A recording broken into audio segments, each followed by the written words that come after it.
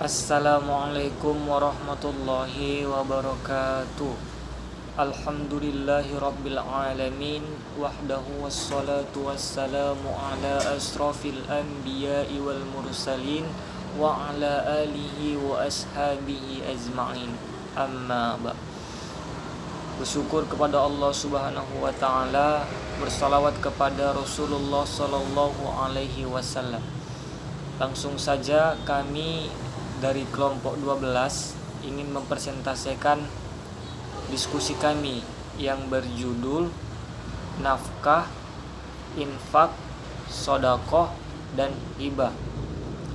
Untuk penjelasan materi nafkah sendiri akan dijelaskan oleh saya sendiri, sedangkan untuk materi infak dan sodakoh dijelaskan oleh saudari Raidatul Maghfirah, dan yang terakhir penjelasan tentang hibah akan dijelaskan oleh saudara Iqbal Yuda Pratama. Baik, langsung saja saya akan menjelaskan materi nafkah. Yang pertama, pengertian nafkah.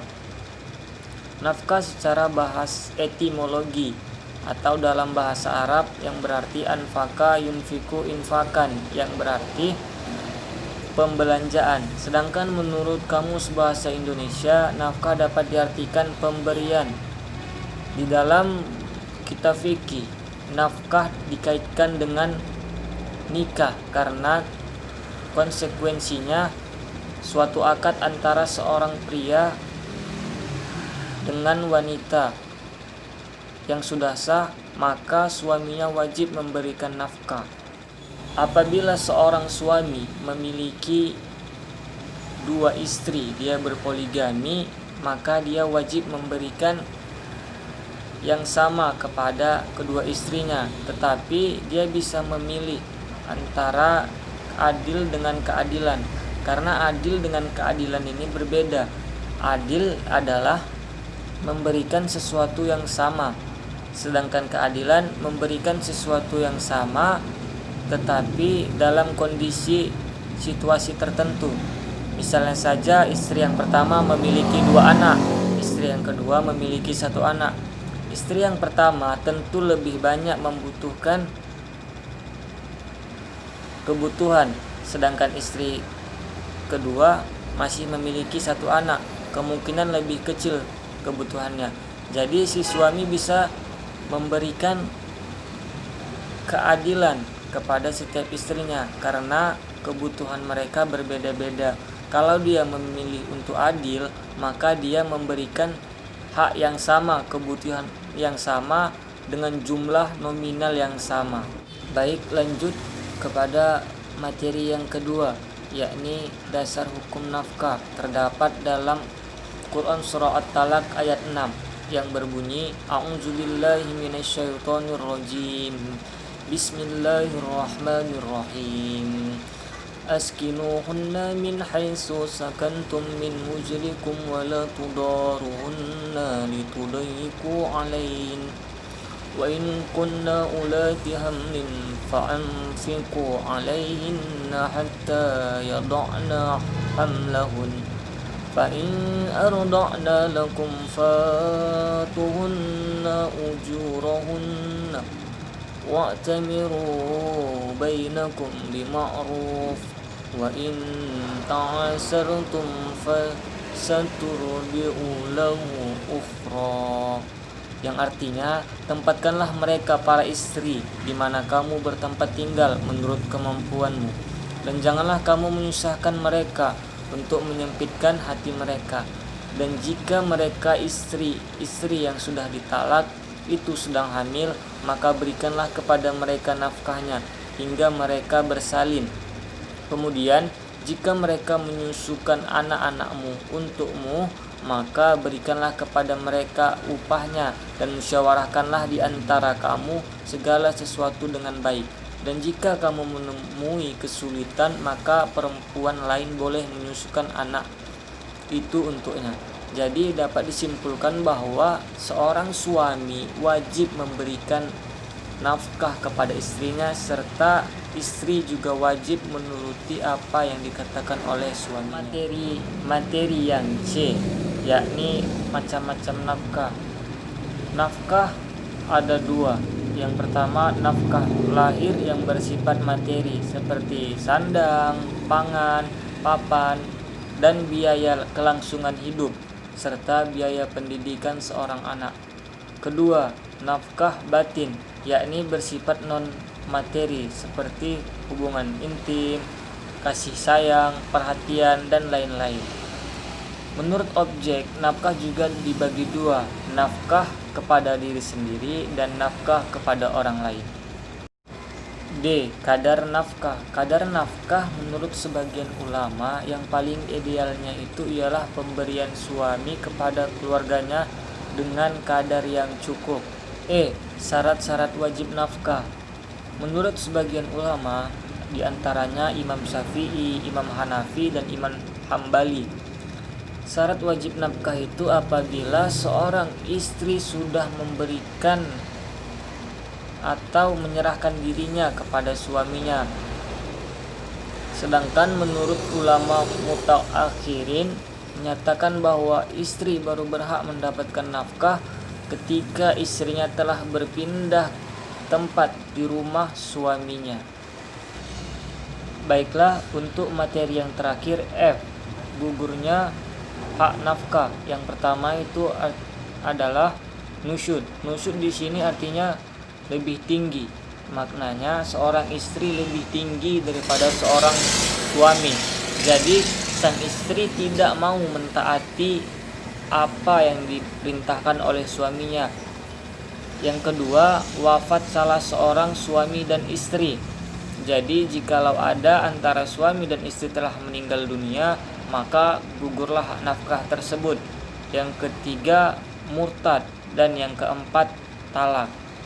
Baiklah, demikian materi nafkah yang bisa saya jelaskan.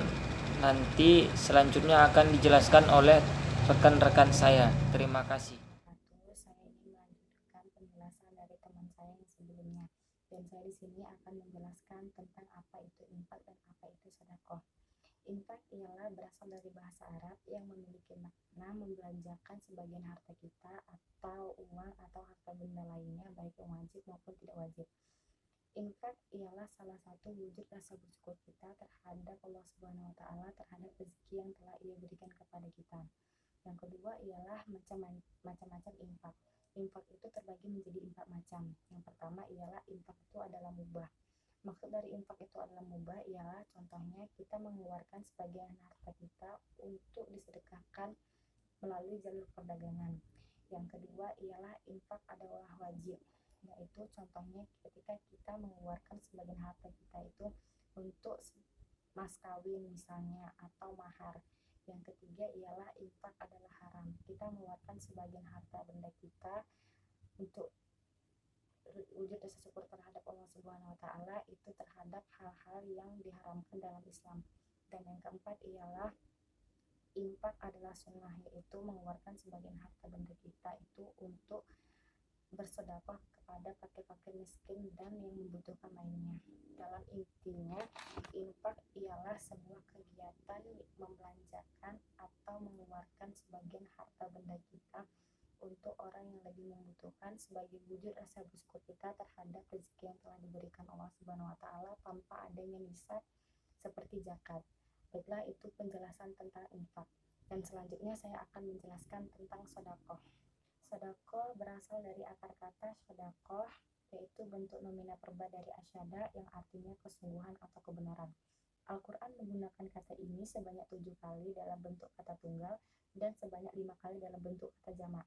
Yang keduanya mengkonteskan sedekah sebagai pengeluaran suatu harta itu dalam bentuk yang ikhlas. Sedekah itu tidak wajib, tetapi sunnah. Tapi ada sebagian ayat Al-Quran yang mengatakan bahwa sedekah itu wajib dikeluarkan, seperti contohnya dalam surah At-Taubah ayat 103. Kedua yaitu manfaat dan hikmah sedekah. Manfaat dan hikmah sedekah ialah yang pertama sarana pembersih jiwa kita. Yang kedua ialah wujud rasa syukur kita terhadap rezeki yang telah diberikan Allah Subhanahu wa Ta'ala. Yang ketiga ialah membersihkan harta kita dari segala bentuk-bentuk yang haram. Yang keempat ialah dukungan bagi orang-orang yang baru masuk Islam yang belum mengerti apa itu arti sedekah dan apa itu indahnya bersedekah. Yang kelima ialah meningkatkan kepedulian sosial kita antara sesama manusia maupun antara umat beragama saling bersedekah satu dengan yang lain. Dan Allah telah menjanjikan bagi orang-orang yang bersedekah dalam surah Al-Baqarah ayat 245 yang menjelaskan tentang barang siapa yang bersedekah di jalan Allah, yang mensedekahkan hartanya di jalan Allah, maka Allah akan melipat gandakan darinya dari apa yang diberikan kepadanya. Allah Maha menyempitkan dan Allah Maha melapangkan, dan kepadanya lah engkau meminta kembalian. Jadi ketika kita bersedekah, kita tidak harap harta itu akan kembali, tetapi kita harus ikhlas. Demikianlah penjelasan dari saya. Wabillahi taufiq wal hidayah. Wassalamualaikum warahmatullahi wabarakatuh. Baik, saya akan melanjutkan pembahasan yaitu tentang hibah. Hibah secara umum bisa kita artikan daripada pemberian. Daripada istilah hibah ialah pemberian sesuatu dari seseorang kepada orang lain tanpa mengharap imbalan dan tidak boleh diberi imbalan. Daripada pengertian hibah, para ulama memberikan pendapat. Contohnya daripada Dr. Wahbah Az-Zuwaidi memberikan definisi daripada hibah ialah suatu akad yang digunakan untuk memiliki tanpa mengganti daripada waktu masih hidup. Menurut Imam Syafi'i, hibah ialah pemberian yang sifatnya sunnah. Ini diberikan secara ijab qabul pada seseorang yang masih hidup dengan niat mengharap ridha Allah dan sebagai bentuk penghormatan atau kemuliaan kepada orang tersebut. Antara sedekah, hibah, dan infak memanglah terlihat sangat mirip sekali. Akan tetapi yang menjadi perbedaan di sini ialah hibah memberikan sesuatu dengan sukarela, semata-mata hanya mengharap pahala dari Allah dan sebagai bentuk penghormatan kepada orang lain. Dan orang lain itu tidak berhak memberikan imbalan kepada yang memberikan hibah. Daripada dalil tentang dibolehkannya hibah ialah dalam Al-Quran surah Al-Baqarah ayat 170. Bismillahirrahmanirrahim. وآتَ المال على حبه ذوي القربى واليتامى والمساكين وابن السبيل والسائلين. Memberikan hartanya yang ia cintai kepada kerabat-kerabatnya, anak-anak yatim, orang-orang miskin, musafir, dan orang yang meminta-minta, yaitu wasailin. Dalam ayat ini, para ulama menyandingkan antara bolehnya hibah dengan dalil sama seperti sedekah, infak, dan lain-lainnya. Karena apa? Karena yang diberikan ialah sesuatu ataupun harta yang ia cintai kepada orang lain. Ayat lain yang menjelaskan bahwasannya dasar hukum daripada hibah daripada suratul Munafiqun ayat 10 yang berbunyi Bismillahirrahmanirrahim. Wa anfiqu mimma razaqnakum min qabli an ya'tiya ahadakumul maut. Dan berbelanjakanlah hartamu dari rezeki yang telah kami berikan sebelum datang kematian bagimu. Dalam sunnah, dalam hadis juga dikatakan dari sahabat Abu Hurairah, beliau berkata bahwasanya Nabi SAW bersabda, "Wahai kaum muslimat, janganlah kalian anggap remeh hibah ataupun hadiah daripada tetangga kalian, walau hanya sebatas telapak kaki kambing." Hadis riwayat Bukhari. Daripada hadis lain yang diriwayatkan sama halnya daripada hadis riwayat Bukhari dan Baihaqi dari sahabat Nabi Abu Hurairah radhiyallahu anhu. Beliau berkata bahwasannya Nabi sallallahu alaihi wasallam bersabda, "Salinglah kalian memberi satu sama lain, niscaya kalian akan saling kasih mengasihi." Daripada dua hadis tersebut bahwasannya hibah atau hadiah merupakan hal yang sangat baik di dalam Islam. Dengannya ada hadiah antara satu dengan yang lain, memberikan rasa saling mengasihi antara seseorang dengan orang lain. Untuk itu, Islam juga tidak memandang remeh terhadap daripada hibah ini. Jelas tadi tercantum dalam hadis riwayat Bukhari bahwasannya kita tidak boleh menganggap remeh hadiah yang diberikan tetangga kita walau hanya sebatas telapak kaki kambing. Telapaknya saja pun kita tidak boleh dianggap remeh, apalagi dengan bagian-bagian yang lainnya. Untuk itulah kita sebagai umat Islam yang baik, kalau ada harta berlebih, hibahlah, berikanlah hadiah kepada seseorang dengan bentuk penghormatan kepadanya. Ingat, ini yang membedakan antara hibah dengan yang lainnya, sebagai bentuk rasa penghormatan kepadanya dengan semata-mata mengharap ridha Allah Subhanahu wa taala. Di dalam hibah juga terdapat rukun. Yang pertama itu adanya si penghibah.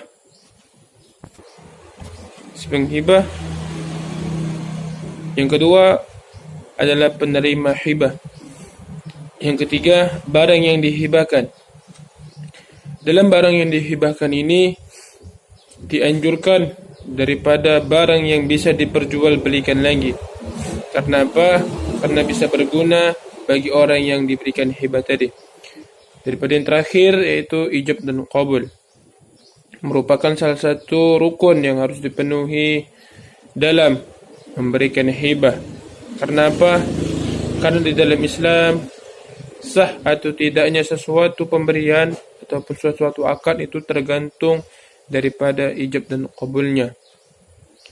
Ijab, perkataan si pemberi bahwasannya saya berikan hadiah ini kepada engkau, dan qabul, ucapan kepada si penerima hibah bahwasannya dia telah menerima hibah daripada saudaranya tersebut. Daripada kedudukan harta hibah, sama halnya Islam telah mengajarkan bahwasannya harta yang dititipi dari seseorang dari Allah Subhanahu wa taala merupakan hal yang wajib kita jaga. Kenapa? Karena Islam menyuruh 5 hal dalam menjaga, terutama menjaga harta. Inilah mengapa Islam menjadikan harta sebagai hal yang mampu untuk kita jaga.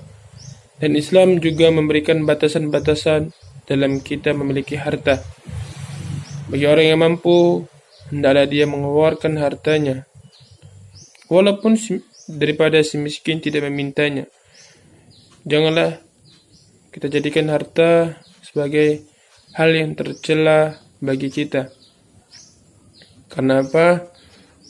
Karena di dalam Al-Quran dikatakan وَلَا تَجْعَلْ يَدَكَ مَغْلُولَةً إِلَىٰ عُنُقِكَ وَلَا تَبْسُطْهَا كُلَّ الْبَسْطِ فَتَقْعُدَ مَلُومًا مَحْسُورًا. Dan janganlah kalian jadikan tangan kalian terbelenggu kepada leher kalian, dan janganlah kalian menjadi tercela karena harta-harta kalian.